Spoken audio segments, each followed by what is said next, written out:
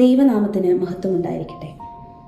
മാർ ഇവാനിയോസ് ഡേയുമായി ബന്ധപ്പെട്ട് Dubai MCMF നടത്തുന്ന Mar Ivanios talk സീരീസിൽ ഇന്ന് ഞാൻ നിങ്ങളുമായി പങ്കുവയ്ക്കാൻ പോകുന്ന ചിന്ത മാർ ഇവാനിയോസ് മരിയൻ കോൺഗ്രസിലെ മരിയ ഭക്തൻ എന്നതിനെ പറ്റിയാണ്. ഇത് ജൂലൈ മാസം. ലോകമെമ്പാടുമുള്ള മലങ്കര മക്കൾ മാർ ഇവാനിയോസ് പിതാവിൻ്റെ ഓർമ്മ പെരുന്നാളിന് വേണ്ടി ഒരുങ്ങുന്ന ദിനങ്ങൾ. 1882 സെപ്റ്റംബർ 21 തോമസ് പണിക്കറിൻ്റെയും അന്നമ്മ പണിക്കറിൻ്റെയും മകനായി ജനിച്ചപ്പോൾ മാർ ഇവാനിയോസ് പിതാവിന് തൻ്റെ അമ്മയിൽ നിന്നും പകർന്നു കിട്ടിയ ഏറ്റവും വലിയ സമ്മാനം അത് മരിയ ഭക്തിയായിരുന്നു.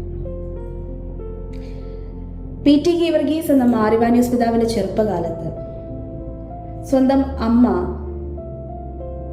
വളരെയേറെ തവണ കന്യാമാതാവിൻ്റെ പ്രാധാന്യത്തെപ്പറ്റി പഠിപ്പിച്ചു കൊടുക്കുന്നതായി നമ്മൾ വായിക്കുന്നുണ്ട്. പുനരൈക്യത്തിൻ്റെ ശില്പിയുടെ ജീവിതത്തിലുടനീളം മാതാവിൻ്റെ അനുഗ്രഹം ആവോളം ലഭിച്ചിട്ടുണ്ട്. പിതാവിന് വൈദിക പട്ടം ലഭിച്ചതും മാതാവിൻ്റെ സ്വർഗാരോഹണ പെരുന്നാളിൻ്റെ ദിവസം തന്നെയായിരുന്നു. ഈശോയിലേക്കുള്ള ഏറ്റവും എളുപ്പമായ മാർഗം അത് മാതാവിലൂടെ മാത്രമാണെന്ന് മാർ ഇവാനിയോസ് പിതാവ് ഓരോ വിശ്വാസിയെയും എപ്പോഴും ഓർമ്മിപ്പിച്ചിരുന്നു. മരിയൻ കോൺഗ്രസ് എന്ന സമ്മേളനത്തെ പറ്റി നമ്മളിൽ പലർക്കും അറിയാമായിരിക്കാം. പരിശുദ്ധ ദൈവമാതാവിനോടുള്ള ഭക്തിയും വിശ്വാസവും മറിയത്തെക്കുറിച്ചുള്ള സഭയുടെ പഠനങ്ങളും കൂടുതൽ ആഴത്തിൽ മനസ്സിലാക്കാൻ കത്തോലിക്ക സഭ നടത്തുന്ന ഒരു സമ്മേളനമാണ് മരിയൻ കോൺഗ്രസ്.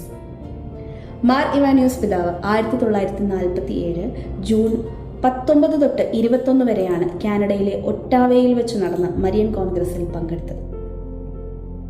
പിതാവിൻ്റെ വാക്കുകളിൽ പറഞ്ഞാൽ മരിയൻ കോൺഗ്രസിൽ പങ്കെടുത്തപ്പോൾ കിട്ടിയത് വിവരിക്കാൻ പറ്റാത്തതായ ഒരു ആത്മീയ അനുഭവമായിരുന്നു. ഈശോയെ പ്രതിയും ഈശോയുടെ അമ്മയായ കന്യാമറിയത്തെ പ്രതിയും ആഴമായ സ്നേഹമാണ് അവിടെ ഉടലെടുത്തത്.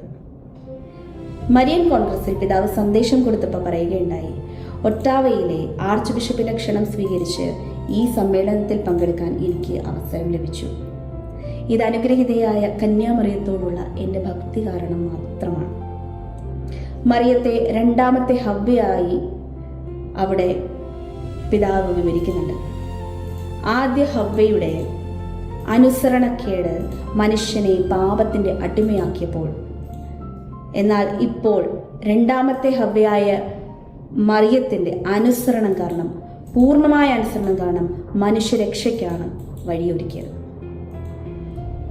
കന്യാമാതാവിനോടുള്ള ഭക്തിയും ഈ സിദ്ധാന്തങ്ങളും ഒക്കെ തന്നെയായിരുന്നു മാർ ഇവാനിയോസ് പിതാവിൻ്റെ ജീവിതത്തിൽ നമുക്ക് കാണാൻ സാധിക്കുന്നത്. ഈ മലങ്കര സഭയെ രൂപീകരിക്കുവാനും വളർത്തുവാനും അദ്ദേഹം പടയോട്ടം നടത്തി വിജയിച്ചു. അതിന് കാരണം പിതാവിൻ്റെ ആഴമായ ആത്മീയതയായിരുന്നു.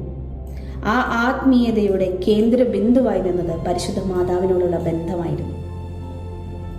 നമ്മുടെ സഭയിൽ വചനാധിഷ്ഠിതമായ ആത്മീയതയിലൂടെ ഉള്ള അടിത്തറ പരിശുദ്ധ ദൈവമാതാവിനെ ചേർത്ത് നിർത്തിക്കൊണ്ട് മാത്രമേ പറ്റൂവെന്ന് മാർ ഇവാനിയോസ് പിതാവ് അടിയുറച്ച് വിശ്വസിച്ചു. നമുക്കൊക്കെ അറിയാം എത്രയോ പ്രതികൂല സാഹചര്യങ്ങളെയാണ് പിതാവ് തൻ്റെ ജീവിതത്തിൽ നേരിട്ടത്. ഈ പ്രതികൂല സാഹചര്യങ്ങളെല്ലാം നേരിടാനുള്ള ശക്തി പരിശുദ്ധ അമ്മയോടുള്ള ആശ്രയത്തിൽ നിന്നും കണ്ടെത്തിയിരുന്നു. ഭയചകിതമായ ഏതൊരു അന്തരീക്ഷത്തിലും അമ്മയുടെ മടിത്തട്ടിൽ നിന്നും ആത്മധൈര്യം നേടാനും മാർ ഇവാനിയോസ് പിതാവിന് സാധിച്ചിരുന്നു. മരിയൻ കോൺഗ്രസിൽ പിതാവ് പറഞ്ഞതുപോലെ മനുഷ്യരക്ഷയ്ക്ക് വഴിയൊരുക്കിയ നമ്മുടെ കന്യാമാതാവിനെ നമുക്കും മുറുകെ പിടിക്കാം. മാതാവിലൂടെ നമുക്കും ഈശോയിലേക്ക് എത്താം. ഇത്രയും പറഞ്ഞുകൊണ്ട് ഞാൻ എൻ്റെ വാക്കുകൾ ഉപസംഹരിക്കുന്നു. നന്ദി.